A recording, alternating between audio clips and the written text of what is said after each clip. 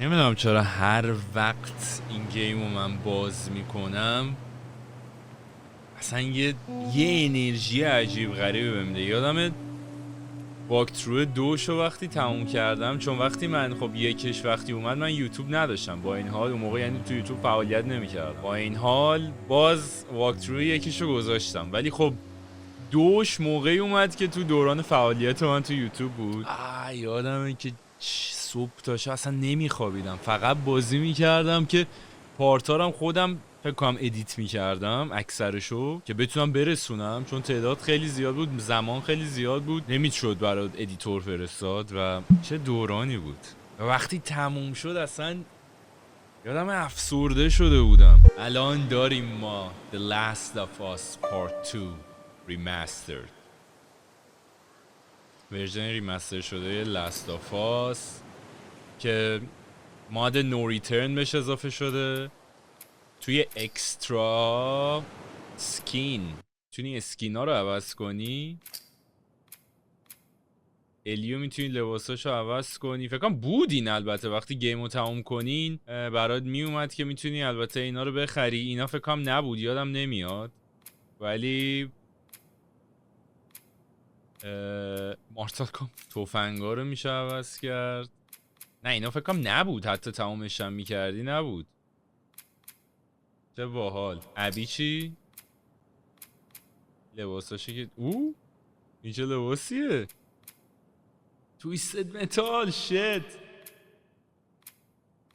خلاصه که یه چند تاش هم تو نوریترنا اگه بری میتونی لباساشون رو آزاد کنی. گیتار فری پلی اومده، اسکین اومده، گیتار فری پلی اومده. اینا فقط تو ورژن ریمستر بازی هن، ریمستر بازی که اینجا میتونید شما گیتار بزنید.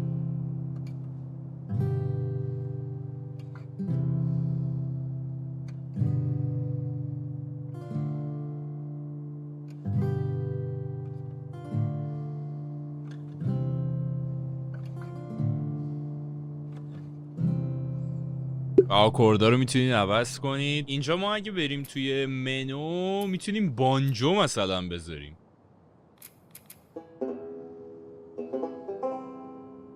باحالیست.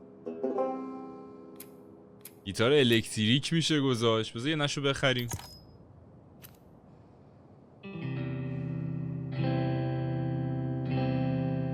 احتمال خیلی زیاد خیلی ها میان اینجا و آهنگ میسازن با این موضوع.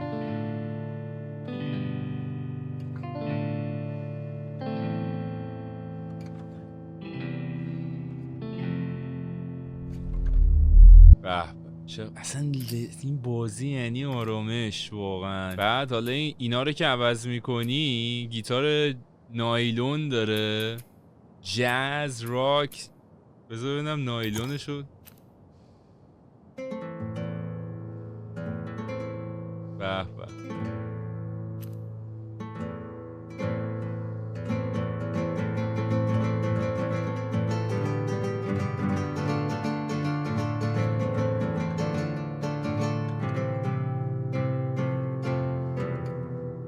عوضی گیتار زدن کردم.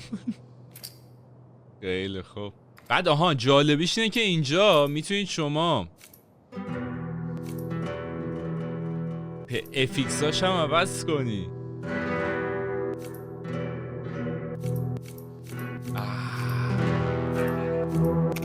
وای بی خیال، چقدر خفن.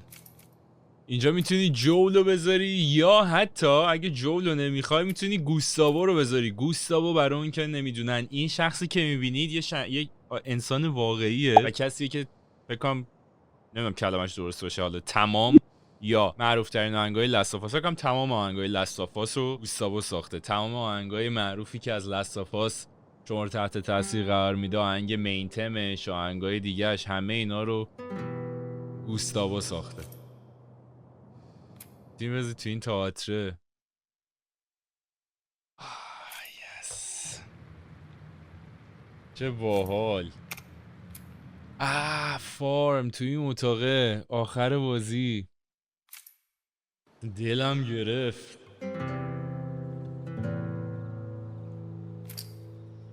خلاصه اینم از گیتار پلیش. بعد appearance of the game که هیچی، اینا هم که هیچی. چیتا رو آن میکنی و هلیومادیو مدل ویور هم که رفته بودیم دیگه، اینا رو برای تو همون قبلیش بود. خب حالا میکینگ آف بیای کانسپت آرت ها و بیهایند سینز و اینا هیچی. لاست لولز رو ما داریم. لاست لولز مأموریت های مرحله هایی بوده که توی مراحل ساخت اولیه گیم ساختن، بنا به دلایلی که حالا خودشون میدونستن بعدن از توی گیم اصلی حذف کردن. واسه همین این مراحل ها رو گذاشتن حالا برای تجربه متفاوت که همه پروسه روند گیم رو ما مثلا باهاشون حس کنیم. این مرحله ها رو اگه ما الان بخوایم بازی کنیم، مرحله اولش جکسون پارتی، بعدش سیاتل سوئرز، بعدش هم The Hunt. این مراحل ممکنه که دیالوگاش ناقص باشه، گرافیکش یه سری از چیزای گرافیکیش خراب باشه، یا تو خودش هم باید بزن. حالا بزنیم جکسون پاری کامنتری. بله برو بریم. You're about to play an unfinished level from The Last of Us Part 2. میگه قراره که قسمت‌های تموم نشده لاستافاس پارت 2 رو بازی کنیم. The reason we added this section is there are a few sequences and we picked the three of the best ones that we cut from the game. You know, often we build a game that's much bigger than what ends up being the final product. They were months away from being finished, but we wanted to give you an insight of what it's like when we build a game. Often we have this whole thing constructed and it doesn't have final art or audio or dialogue. And here you get to see the building blocks, what it's like when we first string a bunch of these levels together. This is the intro to the first deleted level. And this one is the roughest of the three. We wanted to show more of how Jackson operates. So this is the festival where Ellie ultimately, because Dina, the sequence would have come very late in the game as a flashback sequence while you're in the farm with Dina. And we wanted to show what is the rest of Jackson doing? And wanted to put on the stick, make it interactive. So you could see when you're outside, there are all these almost like carnival games that you can play. You could mix drinks. You could play with these kids that are playing a sort of clicker Marco Polo. Sit down with the conversations. And all those different interactions were first or second pass, very, very early passes. The building blocks are there, but nothing is final. And ultimately, while we were very excited by the sequence, it's pretty fun and lighthearted. It just slowed things too much as we're barreling towards the end of the story at this point. So again, reminder, rough, missing audio, missing animation, missing gameplay tweaks, ولی دیگه دارم بازم بهتون میگم آدیو نداره، دیالوگ نداره، انیمیشناش ممکنه خراب باشه، هر چیزی، ولی حالا امیدوارم لذت ببرید. چند بار گفت اینا دیالوگ نداره. What the fuck is wrong with me?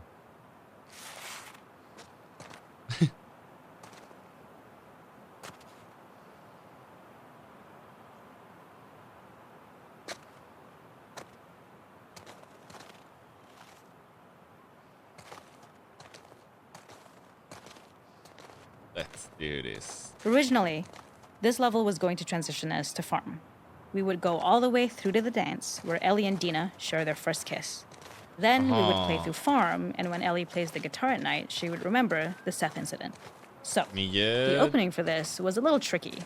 We needed it to match at least a little what you might expect emotionally coming from prior beats. Because we were already purposely disoriented in time and space. Remember, we just came from this huge fight. To jump straight into it would have been a little too jarring. After some back and forth, we rooted it in Ellie's nerves, calling back to her hands shaking in the theater. But this time, for a much more innocuous reason we'll find out later. She's nervous because she has a crush on Dina, who is the only reason why she's here at the dance. نمیشه برگشت. میخواستم اونو ببینم چیه.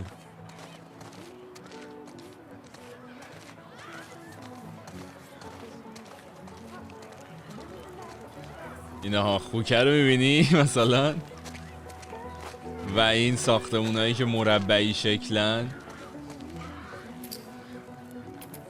تکیلا بیر، تکیلا بزن سید.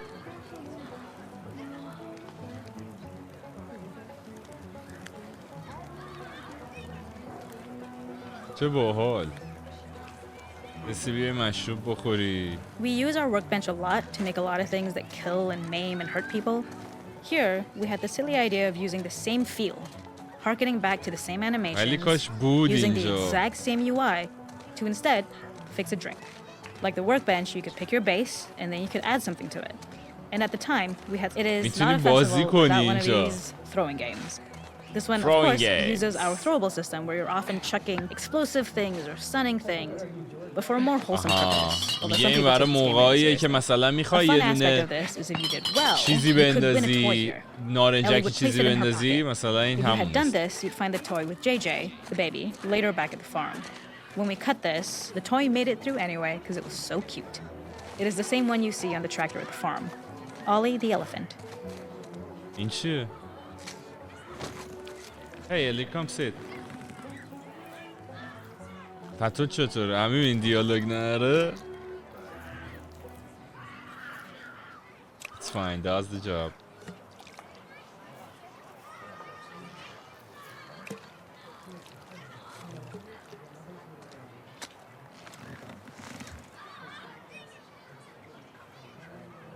کوالا تتومون بایده من دارم 60 FPS بازی میکنم و ریمسترش اومده چون 4K که نیستین خروجی من همه This is one of my favorite sections because I think that it achieves both the slice of life aspect of Jackson while also being a stark reminder of how dark the world that they live in really is.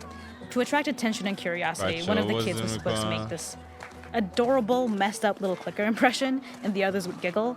We tried a version where if you got close enough, the kid might try and follow you a little before turning back. Since clickers are blind and move by echolocation, for this game of messed up tag, Ellie must close her eyes and listen for when the children give themselves away. The thought was that these kids are in relative safety. They still grow up with the dangers of clickers and runners, and all those lessons would embed themselves in the games that they play. When the festival got cut, they tried to preserve this moment and move it to the front of the game for the snowball fighters, as a tutorial. However, being in the headspace of the clicker doesn't really teach you how to deal with them. Eventually, it evolved, and they instead made the snowball fight, which was, I think, way more effective. For me, it's character illuminating that not only does Ellie know this game, she plays along. There's a hidden spot at the back that was just a bit of fun. It was highlighting Jackson's normalcy with something we would find in a real world. In the back, you would find teenagers finding some alone time with each other in a dark corner of a party. It was rewarding the player for peeking into a hidden corner, but ultimately redirecting them back to the festival. We also had versions of them smoking weed here, despite Maria's consternation, probably having gotten it from Eugene. میگه که یه قسمتی هم مخفی ما ساخته بودیم تو گیم که مثلا فقط تینیجرها با هم دیگه بودن و وقتی مثلا پلیر این قسمت رو پیدا میکرد میومد اینجا تینیجرها داشتن حالا وید میکشیدن با هم دیگه و این چیزا و از این حرفا ولی خب حذف کردن دیگه حالا به هر دلیلی.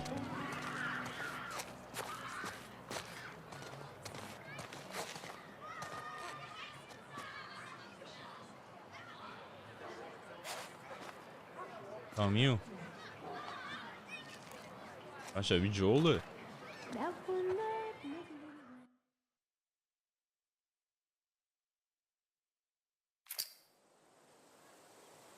تموم شد. چرا حذفیم؟ من چند دقیقه میشد کلا اگه اینا حذف نمی‌کردم. بعدی Seattle Sewers Lost Levels Seattle Sewers. In this second deleted level, which is an extended sequence of the sewers in Seattle. This comes on the heels of where Ellie goes into a building and she survives an attack by survive میکنه از حمله and gets swept away by the current. And then we cut this section that used to be there in the final game. Now you will get to play it. So this was a way to get a bit more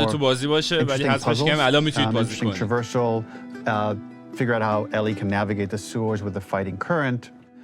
Ultimately, with a lot of these levels and these sequences, the reason why we cut them were for pacing purposes. But here it is for you in this very kind of raw form that part of it will feel finished, parts of it will feel like assets are missing as far as audio, animation won't be final. But it's a glimpse into what a game looks like when it's months away from finishing. میگه بهتون نشون بدم که یه گیم چه شکلیه وقتی چندین ماه تا پایان ساختش وقت داره هنوز. یه گیم چه شکلیه وقتی هنوز چندین ماه تا نهایی شدنش فاصله داره.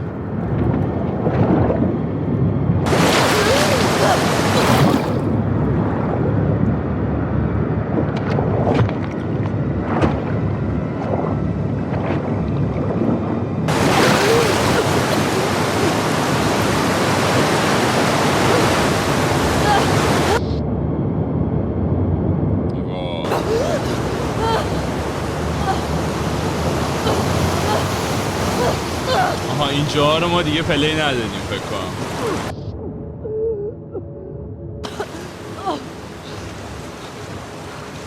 اینجا رو ریموف کرده بودن.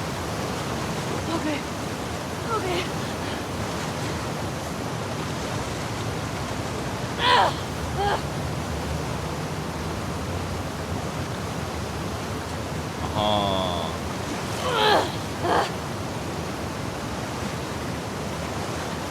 کار بالا دیگه سید.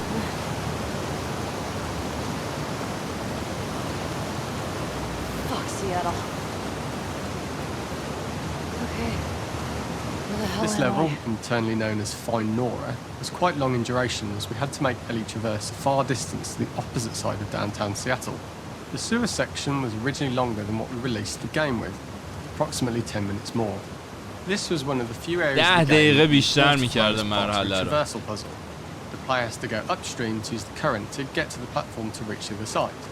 We mostly cut this mechanic game wide, however it remained in essence in the section swimming to the aquarium as Ellie. چجوری میتونیم بریم اونجا؟ بپر!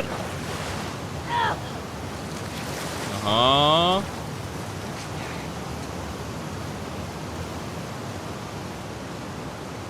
انمی هم یعنی هست؟ When players reach the doorway and enter into the room, they're faced with a dead end. The real reason for this dead-end room is that on the reversal, when exiting back out of the doorway, players are faced with the route onwards. A pipe that they'd not been able to see when they were swept past it on the way in. دیگه این در وا کنی هیچی نیست تهش.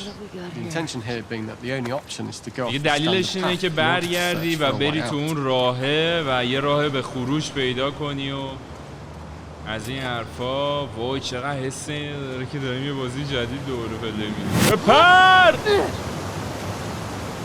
Get me the hell out of here. من اینجا ببر بیرون.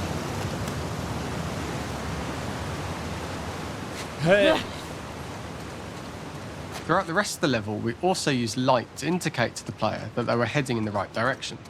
At each turn, however, we blocked the direct route forward.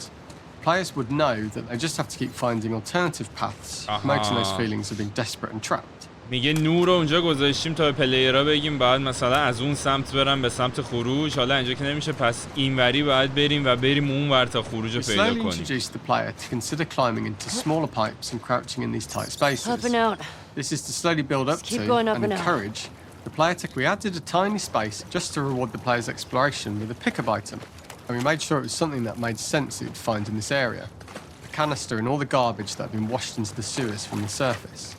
اینجا باید بریم. We love the idea of making Ellie prone through a tiny dirty pipe in order to get out. میگه ایدهشو به دستم اومد که مثلا الی رو یه جای کثیف و تنگ رد کنیم. A unique camera setup was created to support crawling in these pipes, as the standard prone camera is much higher above the player. We also created custom collision in order for Ellie to maneuver in these tight spaces easily. میگه می‌خواستیم دوربین رو درست کنیم که وقتی داره راه میره دوربین بالاتر از خودش باشه توی جای تنگ. extra effort into the custom corner collision so the movement experience is as smooth. In order for the player to feel cramped, claustrophobic and desperate, we'd been enforcing the traversal mechanics that allow for a tight environment which promote these feelings. We introduced the use of the squeeze through so that we can keep the player feeling enclosed and tight, but without repeating the same geometry. Here we change from low ceilings with wide walls to high ceilings and tight walls to change up the spatial pacing and keep the level from repeating itself.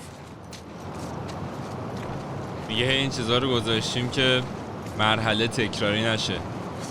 یه جای تنگو میری پا میشی از یه جای تنگ بعد نصفه اینجوری رد کنی خودتو دوباره بپری بشینی بخوابی. Originally, we had the water line much higher here, so players had to swim through this tight tunnel. As we surface from the water and over the crest of the slope, we reveal what is further in this tunnel. A clicker that has sprouted and the fungus has grown on the sides of the pipe. It was great to see people who user tested this area becoming increasingly worried as we forced the player to squeeze past the fungus and inches away from the clicker's face. All the time not being sure whether the clicker might be alive or attack them. میبینی که این قارچا دارن چیز میکنن. یه سری آدم هم قبلا این مرحله رو تست کرده بودن مثل این که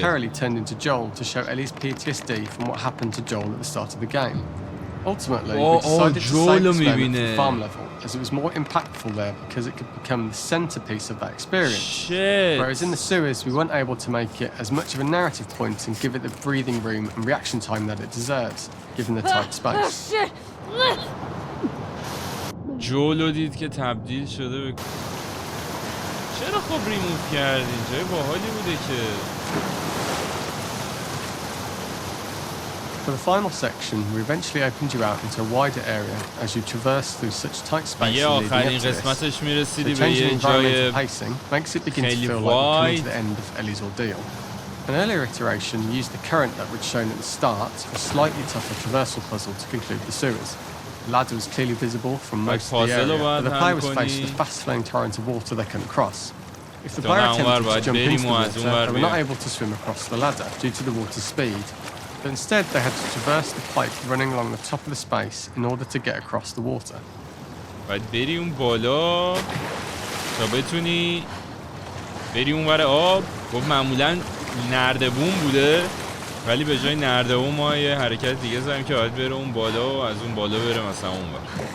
نها. Using this pipe was retained in the iteration we shipped with, as it's the last of the extreme methods Ellie has to undergo in order to escape the sewers, and what she will go through in her pursuit of revenge.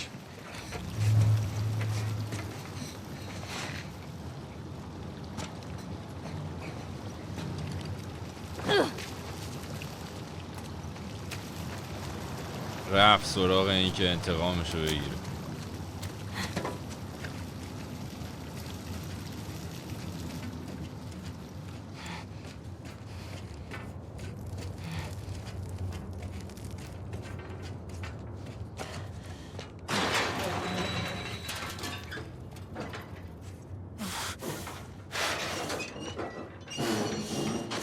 تموم نشد. چی میشه الان داشتیم 3 شو بازی میکردیم؟ Shit. The hunt. Ellie follows a trail of blood to an abandoned general store. الی دنبال میکنه رد پای خونو تا برسه به یه مغازه متروکه.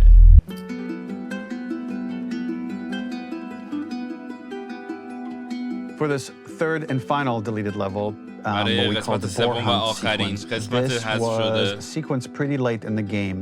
It was right after the whole Seattle Abby sequence where Abby spares Ellie.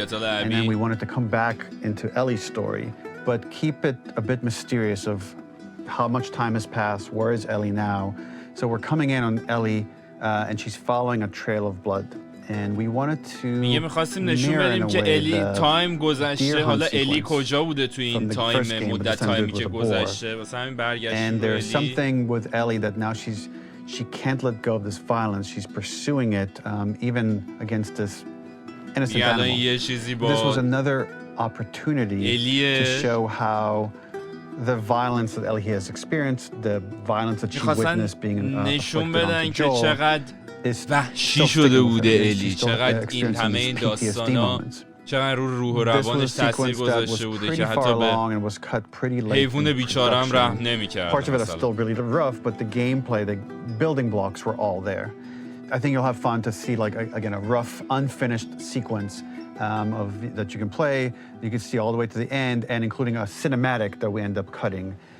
And the remnants of the sequence ended up being mentioned in Ellie's journal. So this part of the story that we developed still made its way into the game as kind of optional stuff that you could read about.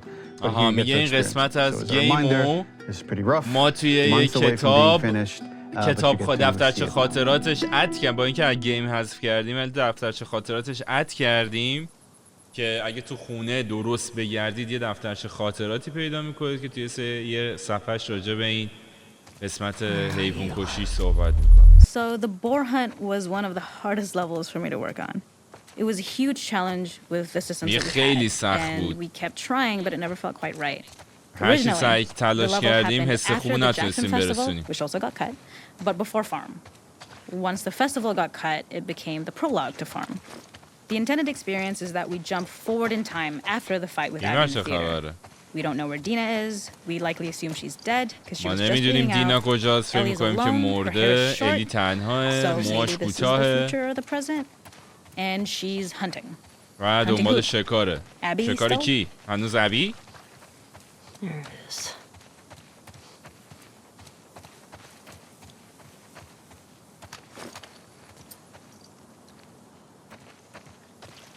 ده تا تیرم به اون داده یعنی که In early iterations of the fight, it was more arena-like. The player slowly whittles down the boar's health. Ellie gets more visceral and more vicious. We get a little worried about her. As the boar gets weaker, more panicked, more feral, and we start feeling sympathetic to the boar. In all of these iterations, especially of these wider areas, it required custom AI and scripting to make sure it continued to feel organic as an animal, but we really needed it to do specific stuff. It needed to be able to close distances really, really quickly. It needed to charge to attack, but we wanted the feeling of hunting, so we needed to track it down from afar. And we also needed to discourage the player from attacking the boar when it's that close, or it would kind of turn into this melee kerfuffle. How do we do this in our world while keeping the boar believable? We must have gone through 5 or 6 iterations of the boar fight and all, and every single time it changed pretty drastically. We split it into clear phases, where one was like all long range. با رنج‌های مختلف یا نه از نزدیک نه از you're jumping off of a rock to attack it.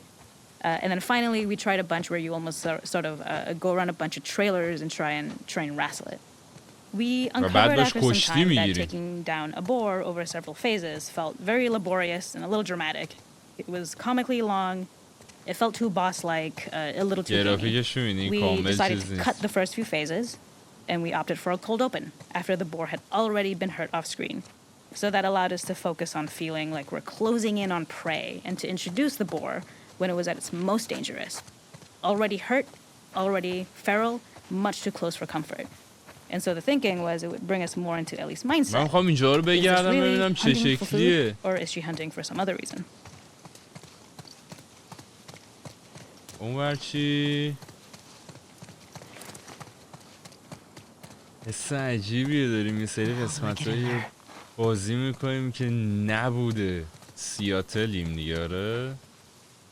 چقدر شبیه ونکوور اینجا، چقدر شبیه ونکوور. آخه سیاتل و ونکوور تقریبا یکی هن. سریالشو که میدونی اینجا دارن رکورد میکنن. The gas station was built to highlight the boar's destructiveness. Since it's cramped, the boar feels larger. We also feel trapped with it, or perhaps it's trapped with us. When it charges, it gets to us quickly, so we must be on our toes. This made it more aligned with Ellie's sort of hunting for trouble mindset. Listening became more important, as well as moving around slowly so it didn't hear you. Could you spot it before it saw or heard you? And could you get a shot off quickly enough so you could dodge out of the way? Or is the shot worth the cost after? It feels like a gamble. By the end of the fight, everything would likely be in shambles. The boar would burst through the back, and Ellie would follow it and finally enact revenge.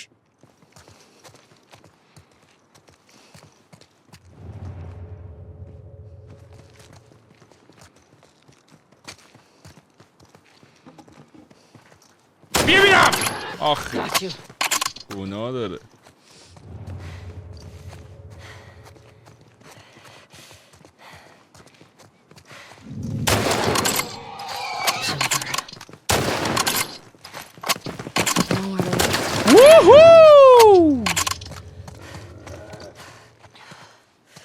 کجا رفت؟ یه جایی فرار میکنه میره. آخه غمگینه که اینجا. The boar kill was supposed to be anything but glorious. With the boar whimpering at the back of the gas station after Ellie's relentless hunt.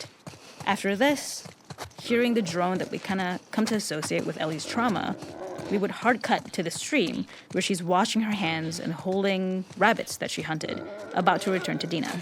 And there would be no mention. آخه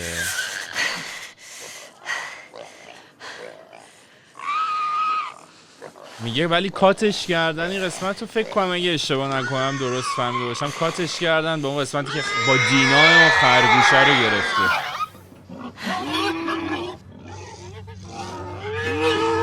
میبینی؟ چه بیرحم شده. او جولو دید.